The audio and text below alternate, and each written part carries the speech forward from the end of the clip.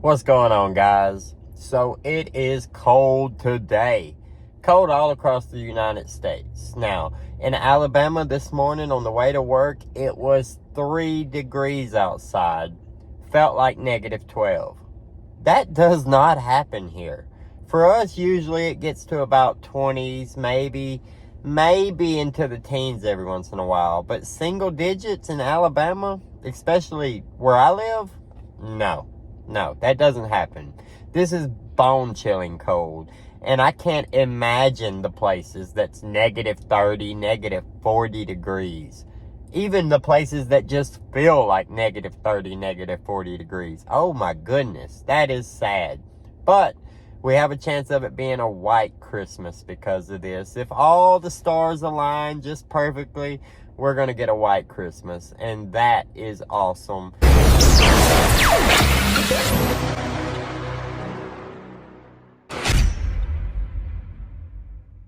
The video clip where Kaylee is asking Maddie, "What did you say to Adam?" And Maddie says, "I told Adam everything." Now, the police spoke on this. Of course, they've had this.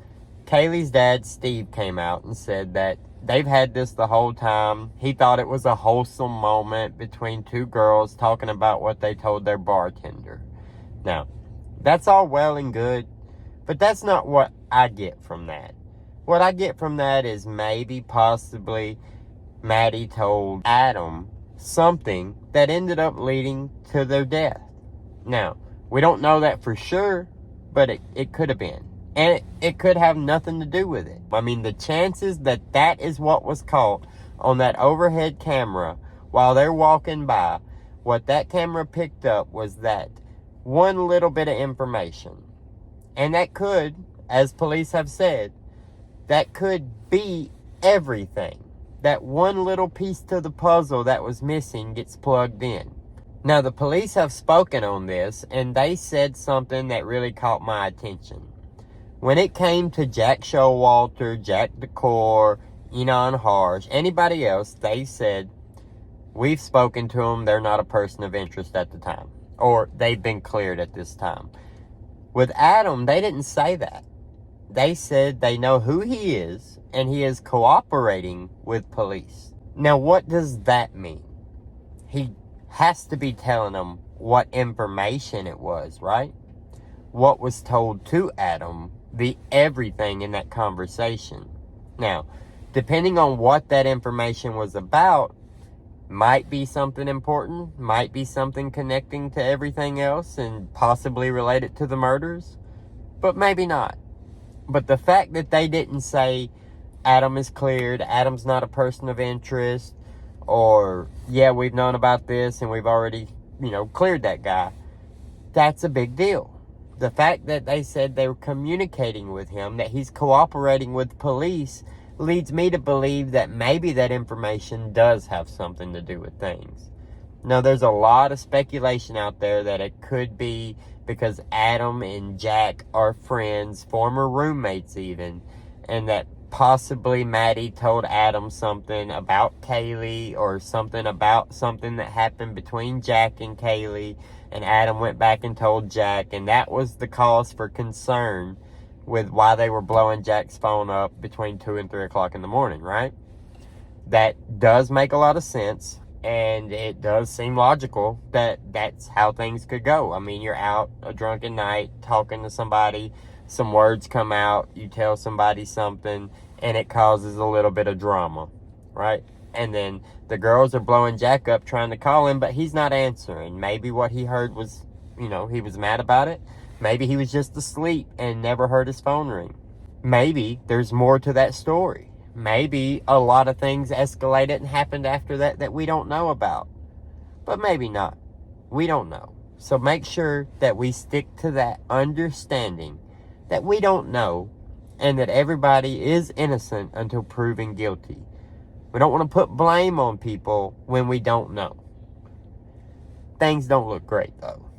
I mean, from the very beginning, Jack Decor, to me, has stuck out as the person with the most motive. Now, I don't know their personal relationship or how his feelings are because he hasn't spoke at all. He hasn't come out and said a thing. The family has said they don't believe he would ever do anything like that. This is also the same family that the police are not giving information to. Could be a reason for that. Those two things could be related. If they feel like the family is too close to Jack, and Jack may be a possible suspect for them, then they're not going to want to give out what information they have to the family who might relay that information to Jack. Now, not saying that's the case. It's just a possibility. Maybe. The family hired a lawyer and a private investigator to work this case alongside the police department. Hopefully, they're not butting heads too much. A lot of people have had problems with that and said that the family was overstepping, but people have a hard time putting their self in the position of the family members.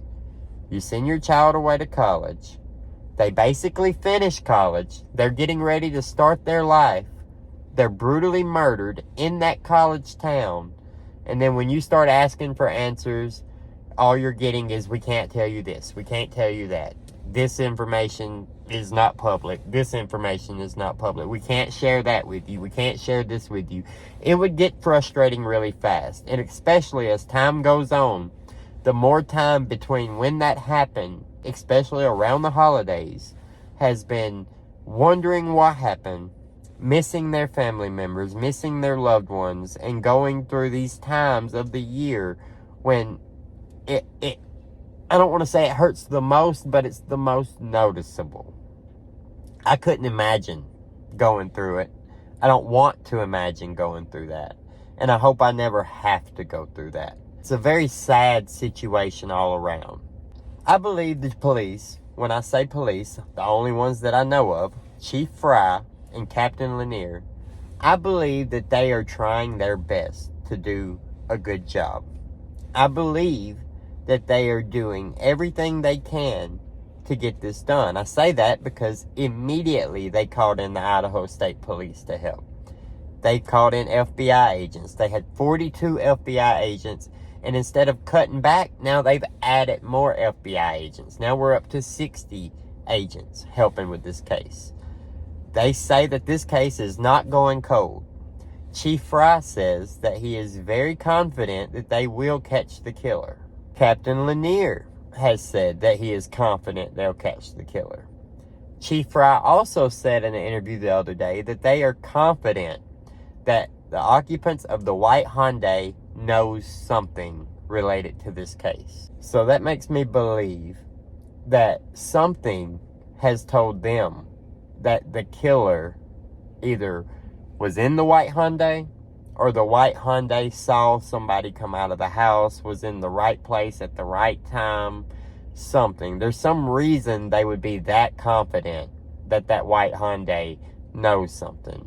Whether they have camera of somebody coming out of that house and getting into the Hyundai, or what, we don't know. The way they are talking, the way the police have said certain things really speaks volumes, especially when they don't talk that much.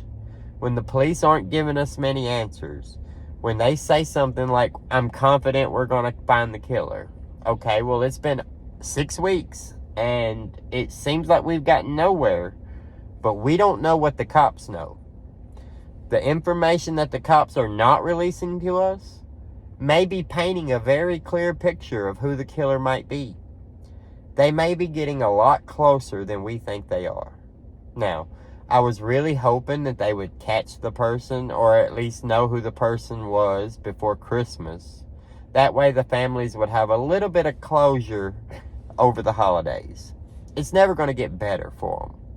But it would at least be better to know that the person who did it is in jail and waiting prosecution than it is to go through the holidays not knowing, still feeling like it could be anybody. I worry that if the police don't have suspects narrowed down, that maybe it wasn't as targeted as they said it was in the beginning.